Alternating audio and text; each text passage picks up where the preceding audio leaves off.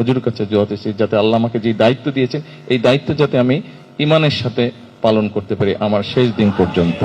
আজকে মূল যেই কারণে আমার এখানে আসা, যেটা স্বরাষ্ট্রমন্ত্রীও বলেছেন, প্রথমত আমি যেই ওয়াদাটা করেছিলাম হুজুরের কাছে সেই ওয়াদাটা আমি আজকে রক্ষা করলাম, হুজুরকে আমি সালাম দিলাম এবং যাওয়ার সময় আমি দোয়া নিয়ে যেতে চাই যাতে যেই কথাগুলো আমরা দেশের মানুষকে বলেছি, যেই প্রতিশ্রুতিগুলো আমরা দেশের মানুষকে দিয়েছি তাদের ভাগ্য পরিবর্তনের জন্য আল্লাহ যাতে আমাদেরকে রহমত করেন সেই প্রতিশ্রুতি যাতে আমরা রক্ষা করতে পারি, তাই না? একজন মুসলমান হিসাবে আমরা যদি একজন মুসলমান হিসাবে বিবেচনা করি নিজেকে, তাহলে সেটা যেই হোক, যখন আমরা একটা জবান দিই কাউকে সেই জবানটা আমাদেরকে রক্ষা করতে হবে, তাই না?